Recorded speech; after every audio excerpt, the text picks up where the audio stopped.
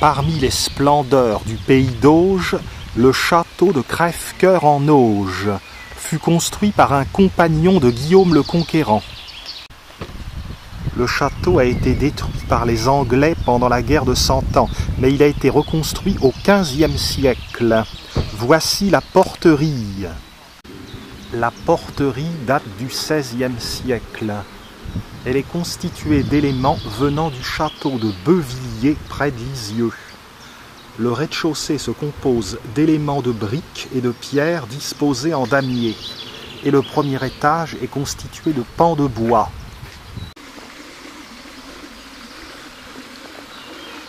Le château est entouré par des douves.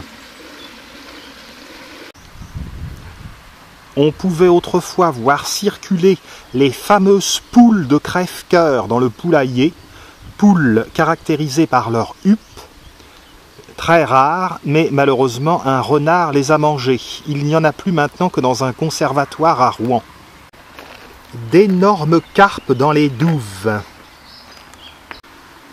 Nous découvrons tout d'abord la ferme de Crèvecoeur en Auge. Exposition sur l'architecture à pans de bois. Bâtiment de la chapelle. Le manoir. La grange. Le clou du château qui est le colombier carré. Et la ferme. Représentation de dendrochronologie. Sur ce tronc d'arbre coupé, on peut voir des cernes qui correspondent à une année. Il y a une nouvelle couche, une nouvelle cerne chaque année chez l'arbre. C'est une méthode de datation. Vue globale de la ferme. Les anciens bâtiments de la ferme du château permettent de découvrir l'architecture traditionnelle augeronne à pans de bois. Les bâtisseurs normands ont délibérément privilégié le bois pour sa souplesse et les possibilités esthétiques qu'il offrait.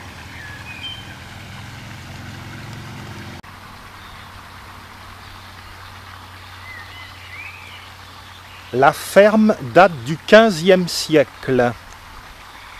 La ferme possède une cheminée plantée sur le mur pignon. Le bâtiment présente des pans de bois verticaux au-dessus d'un soubassement de pierre.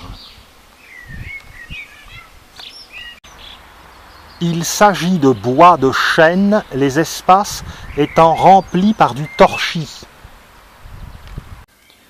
À l'intérieur de la ferme, on trouve une belle maquette des bâtiments de Crèvecoeur en Auge. La ferme où nous sommes, le colombier, la grange, la chapelle et le château lui-même, sur sa motte féodale. Belle solive dans la ferme, particulièrement solide. La ferme était divisée en deux parties. Le côté cheminée était réservé à l'habitat du fermier et l'autre partie était constituée par des étables surmontées par un comble pour le stockage des fourrages. Le pigeonnier du XVe siècle comporte 1500 boulins. Ce sont des petites niches qui peuvent accueillir chacun un couple de pigeons. Ils étaient destinés à approvisionner la table des châtelains de Crèvecoeur en Auge. La grange faisait également étable et accueillait un pressoir. Elle est plus tardive, XVIe siècle. La chapelle est antérieure aux destructions de la guerre de Cent Ans. Elle date du XIIe siècle et a été construite, au moins mentionnée, en tout cas en 1147. Voici la muraille du château, XIIe siècle. Le logis seigneurial du XVe siècle s'organisait sur 3 niveaux. Rez-de-chaussée, espace de service, premier étage, espace de réception, deuxième étage, espace de vie privée. Dans les combles se trouve une exposition sur les pans de bois Augeron.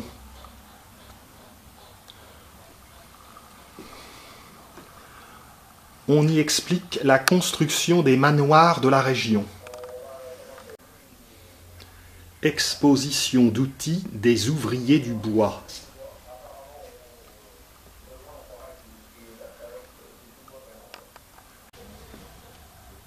Photographie de belles maisons à pans de bois de Lisieux qui malheureusement ont disparu lors des bombardements de 1944. Une pharmacie de jadis à Lisieux.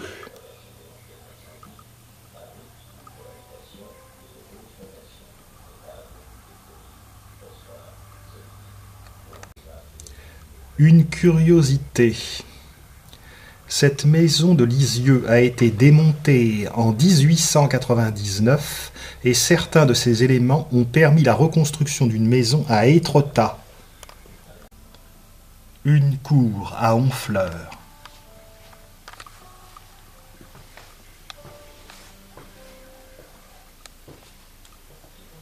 D'autres outils. Éléments du paysage normand typique. Ont cependant des traits communs bien distincts. Ils reflètent tous un caractère propre à la région, un caractère issu de son sol, de son climat et de son histoire.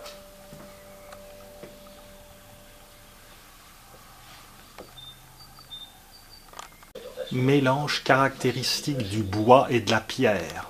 La pièce qui constitue l'étage déterminera l'emplacement des accès à la maison qui seront situés aux 2 extrémités de la façade. À la fin du Une dernière partie des combles abrite une salle pédagogique pour les scolaires, autour du livre, avec notamment une presse à imprimer.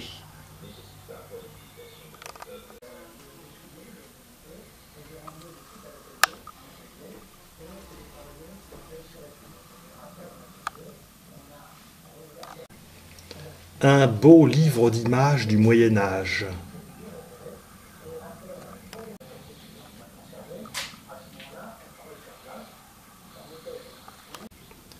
Portrait du fameux Jean Gutenberg qui a inventé l'imprimerie.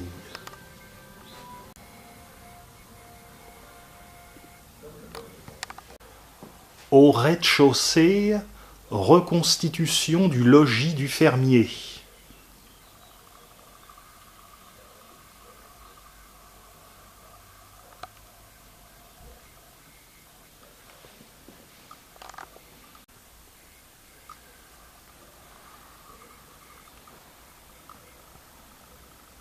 Les fagots.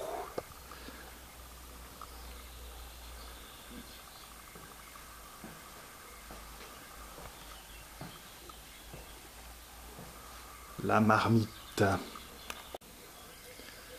Il fallait bien un chat pour éloigner les souris. Certains sièges étaient pour le moins rudimentaires. Et il y avait une grande promiscuité. Le lit était dans la cuisine et également dans la salle à manger.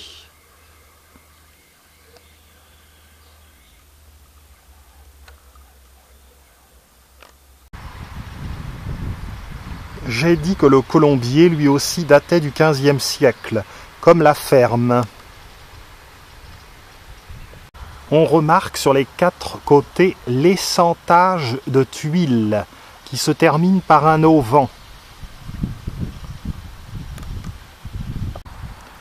Au sommet du colombier, une lucarne décorée de croix de Saint-André.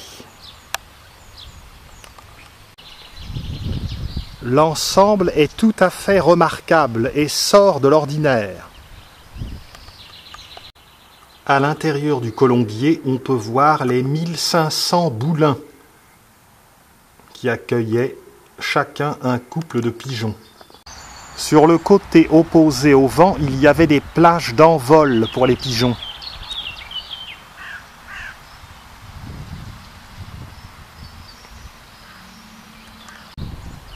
Troisième bâtiment, la grange, qui est postérieure d'un siècle, XVIe siècle. Elle abrite le musée des frères Conrad et Marcel Schlumberger, deux ingénieurs alsaciens qui ont développé la prospection pétrolière électrique en 1927. Un four à pain.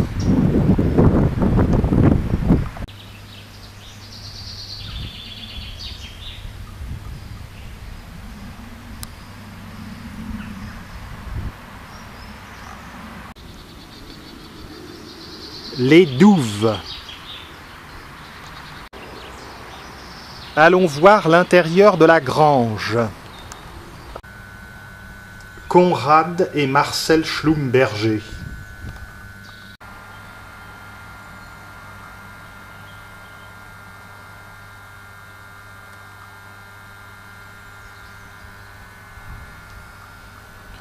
Maquette d'un camion laboratoire de prospection.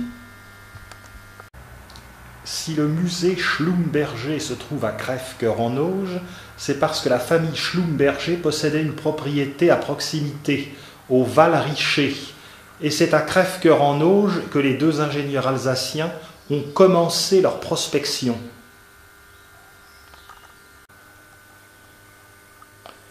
Très belle maquette de plateforme pétrolière. La charpente de la grange est superbe.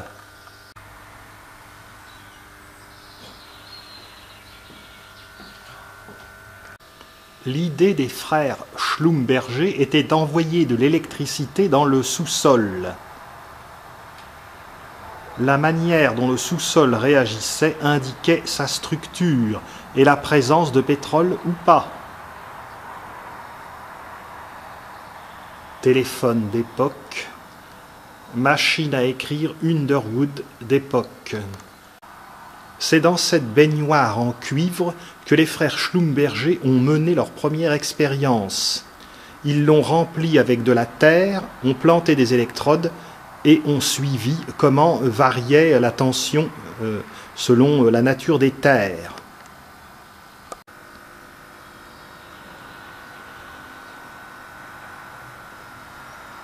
Exposition très technique. Prospection de pétrole. Il faut savoir que le pétrole résiste au passage du courant. Lorsqu'on trouve une résistance, on est donc en droit de supposer que les couches du sous-sol peuvent contenir du pétrole. L'étude de la résistivité des roches, enregistrée de mètre en mètre, permet d'établir des diagrammes de carottage électrique. Les sols perméables contenant du pétrole produisent, en l'absence de toute impulsion électrique, des potentiels spontanés.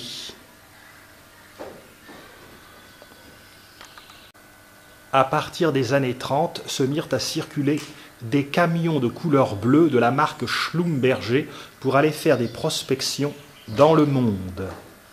Ce sont des camions laboratoires. Et voici l'équipement à l'intérieur du camion.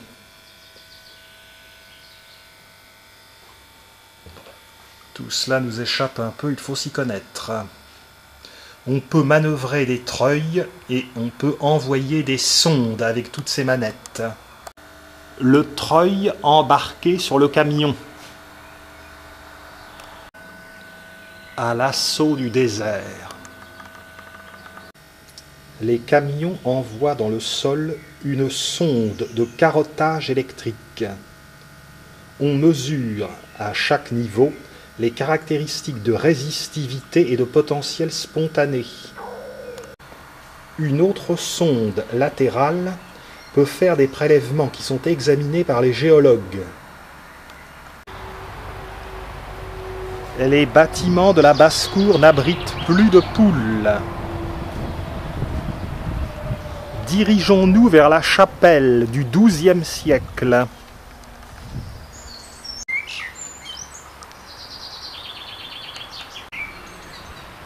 La grange.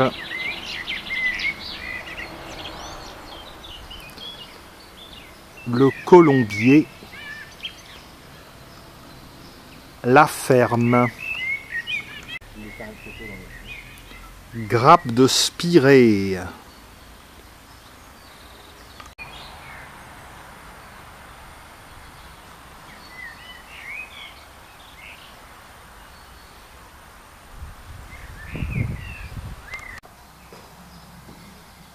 La chapelle abrite des expositions temporaires.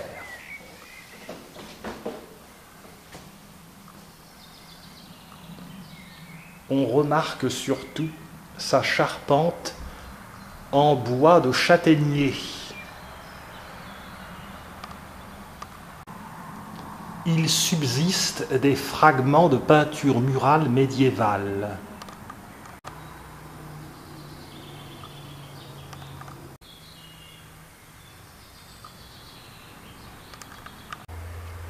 Grimpons à l'assaut du manoir sur sa motte médiévale.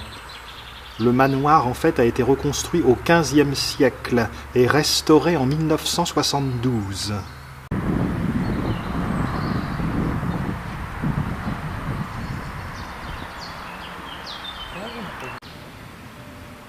Sur le côté de la chapelle, un petit jardin de simples ou plantes médicinales que nous irons voir tout à l'heure.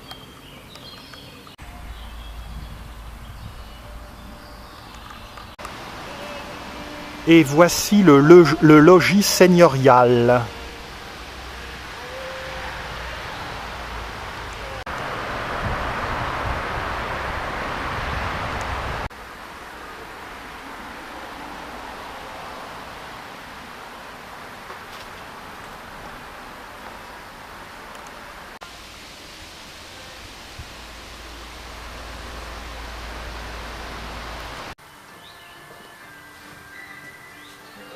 L'intérieur du château présente des reconstitutions de la vie des châtelains. Explication sur la dendrochronologie de nouveau, cette science qui permet de dater le bois.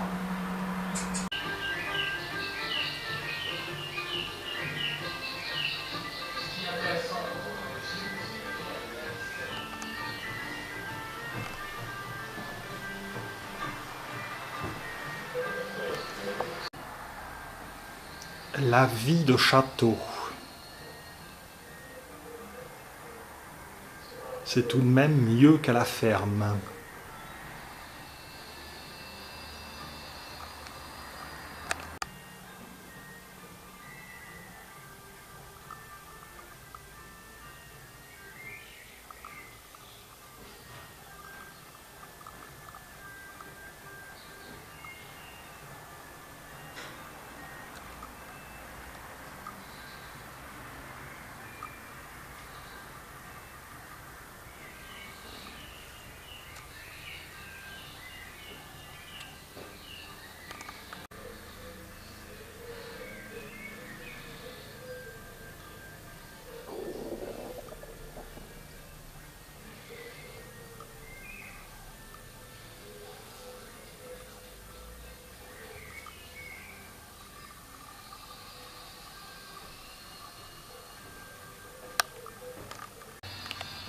Éléments postérieurs au XVe siècle.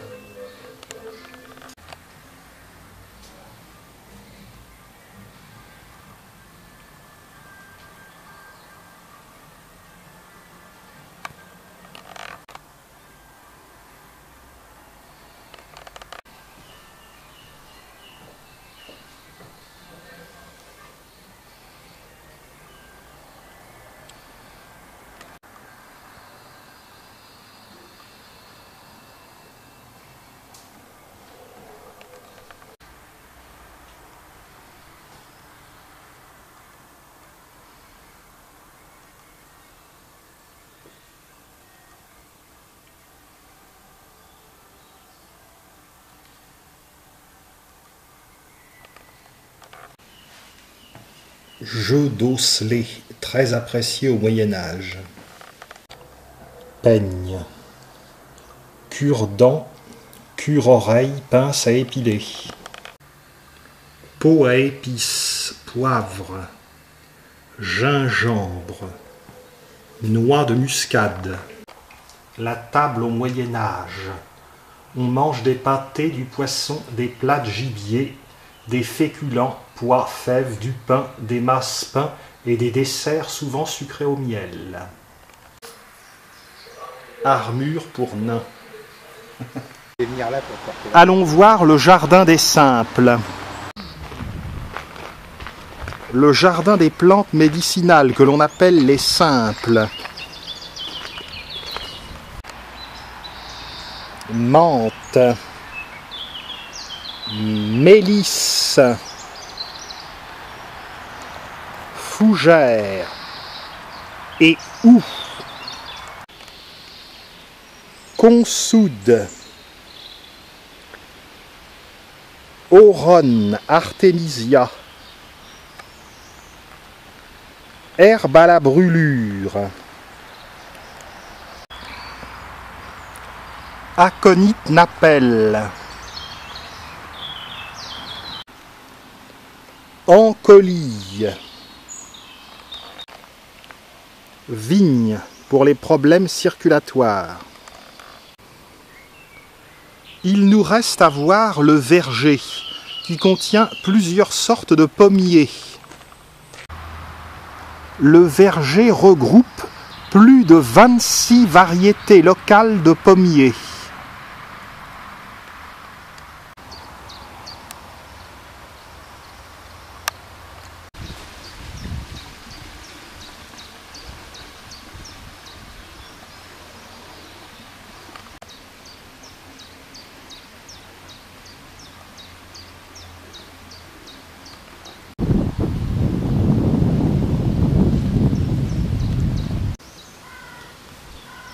Le ver du mois de mai.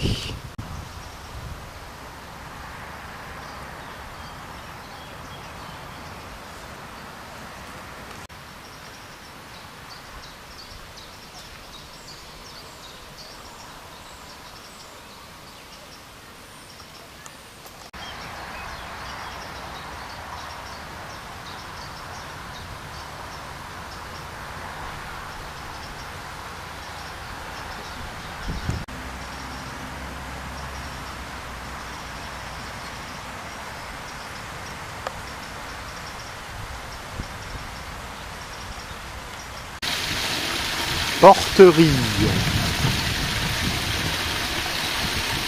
ferme, colombier, chapelle, grange.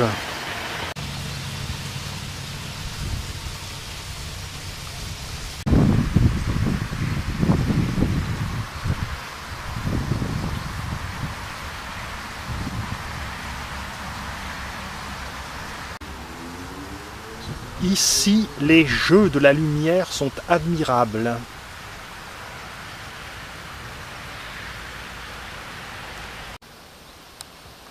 Quelques pommiers sont encore en fleurs.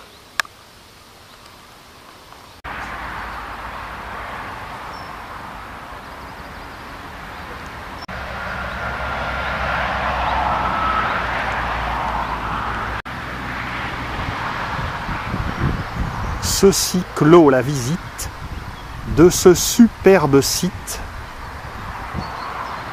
du château de Crèvecœur en Auge.